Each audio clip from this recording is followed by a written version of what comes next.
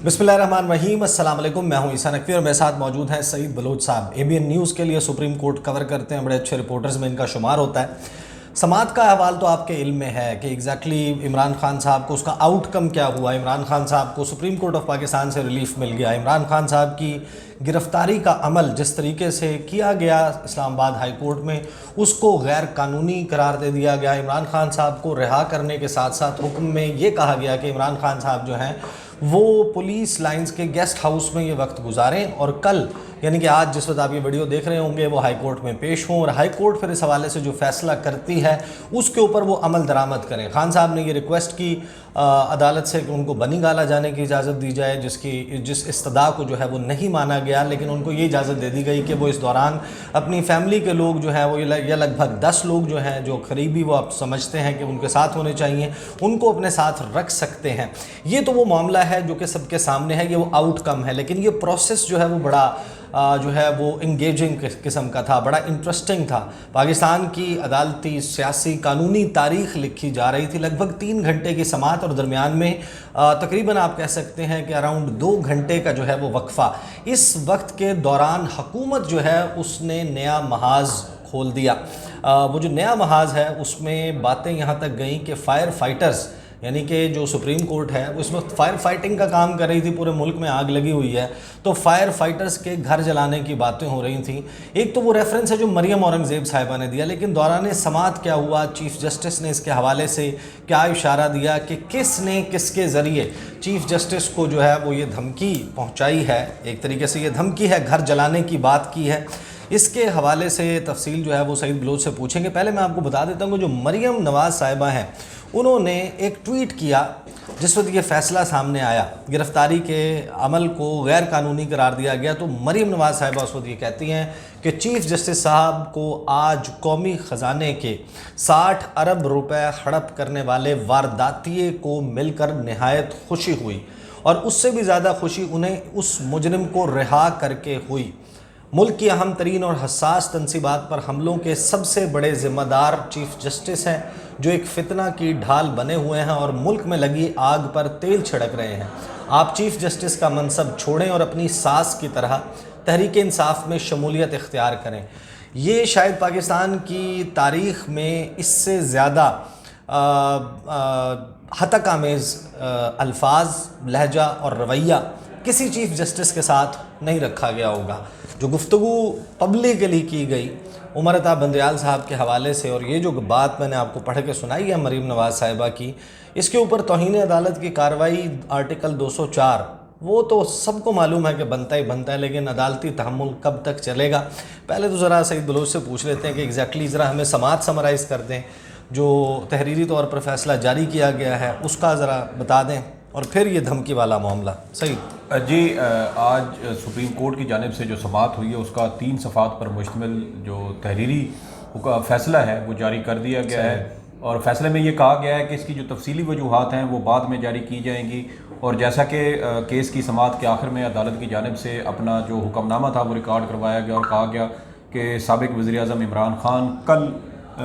दिन 11 बजे Islamabad high court में पेश होंगे और अल कादर ट्रस्ट केस में वो वहाँ इस्लामाबाद हाई कोर्ट में उनकी जो दरख्वास्त ज़मानत है उस पर समात होगी। इसके अलावा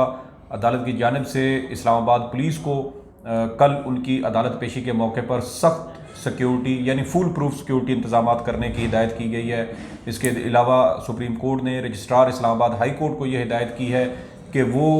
जो इस केस की जो बेंच की तश्कील है उसके लिए मामला chief justice Islamabad high court को भिजवाएं और उस पर फिर chief justice Islamabad high court bench तश्कील देंगे और वहाँ पर साबिक़ वज़ीर-ए-आज़म इमरान खान की दरख्वास्त ज़मानत पर समात होगी। जो हुक्मनामा या जो फ़ैसला सुप्रीम कोर्ट की जानिब से जारी किया गया है वो कल साबिक़ वज़ीर-ए-आज़म इमरान खान के अदालत में पेश होने और उस केस का फ़ैसला आने तक है। यानी जैसे इस केस का फ़ैसला आएगा सुप्रीम कोर्ट का ये जो फ़ैसला है ये ख़ुद ब खुद ये ख़त्म हो जाएगा। इसकी मतलब जो मियाद है, जो मुद्दत है वो इस केस के फ़ैसले तक है। तो बज़ाहिर ये नज़र आता है कि ये जो फ़ैसला है ये इसमें ये अमल जो है वो ज़रूर कार फरमा रहा होगा कि इस वक्त जो मुल्क में हालात जिस तरफ जा रहे थे, जो तहरीक इंसाफ का एहतजाज था वो फैल रहा था اور اس میں کسی انٹورڈ انسیڈنٹ جس سے پورے ملک کا جو ہے وہ امن داؤ پر لگ جائے، اس سے بچنے کی بھی کوشش کی جاتی۔ اس دوران مریم اورنگزیب صاحبہ وہ پریس کانفرنس کرتی ہیں جب وقفہ لیا جاتا ہے سماعت میں، اور اس میں وہ یہ کہتی ہیں کہ اگر یہ ان کے خلاف فیصلہ دینا تو ان کے گھر بھی جلائے جائیں گے۔ اچھا، جو چیف جسٹس نے بات کی وہ ہم اسی ریفرنس میں سمجھ رہے تھے کہ شاید اس ریفرنس میں بات ہے، لیکن سعید بلوچ صاحب اور جو دوست، میں نہیں جا سکا سپریم کورٹ، جو سپریم کورٹ سے باہر آئے اور انہوں نے بتایا وہ بات تھوڑی سی تشویشناک اور پریشان کن ہے۔ چیف جسٹس نے کیا بتایا آج دوران سماعت؟ دیکھیں، ابھی آپ نے گھر جلانے کا جس طرح ذکر کیا ہے، اسی حوالے سے آج کیس کی سماعت کے دوران چیف جسٹس کی جانب سے کچھ دبے لفظوں میں ہم اس کو کہہ سکتے ہیں، کیونکہ انہوں نے جس شخص کے ذریعے اس دھمکی کا ذکر کیا ہے اس کو انہوں نے اپنا ایک صحافی دوست کہا ہے، اور ان کے صحافی دوست نے ان کو ایک پیغام بھیجا اور جس میں انہوں نے کہا کہ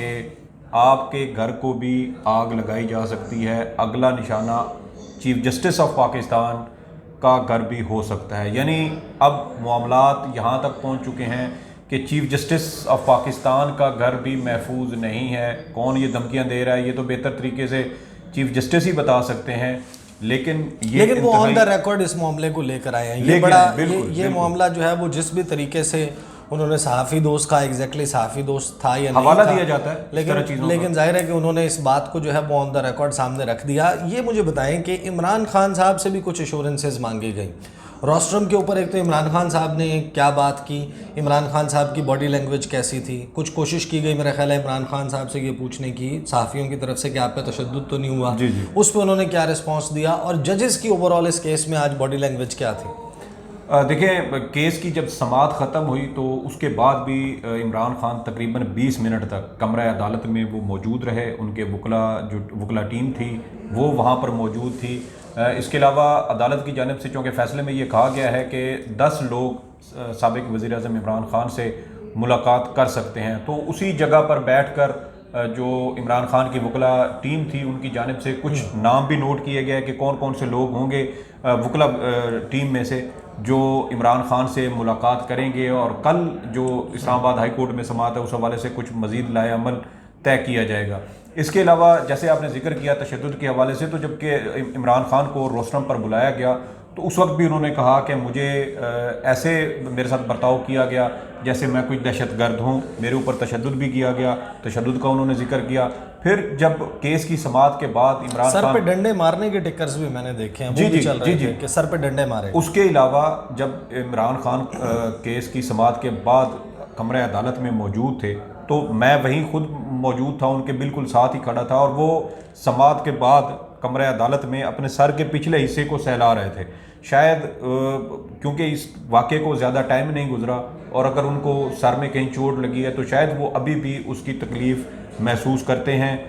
دیگر صحافی جو ہمارے ساتھ تھے وہاں کمرہ عدالت میں وہ موجود تھے، وہ بھی اس چیز لیکن خان صاحب جو ہیں وہ خود چل کر آئے ہیں۔ جی خود چل کے آئے، لیکن مجھے ان کی جو چال تھی اس کے اندر تھوڑا سا جھول نظر آیا۔ شاید جیسے ہوتا ہے نا کہ بندے کو کہیں چوٹ لگتی ہے اور وہ پاؤں ذرا احتیاط کے ساتھ رکھتا ہے، تو مجھے ایک فیلنگ ان کو دیکھ کے آئی کہ شاید وہ اندر آتے ہوئے چلتے ہوئے ذرا وہ احتیاط کے ساتھ چل رہے ہیں، اور جو ایک خبر چلی تھی کہ ان کی ٹانگ پر بھی ڈنڈا جو ہے وہ مارا گیا اور آلریڈی ان کی ٹانگ زخمی تھی، وہ ویل چیئر پر اسلام آباد ہائی کورٹ میں آئے تھے، تو مجھے ان کی چال تھی اس کے اندر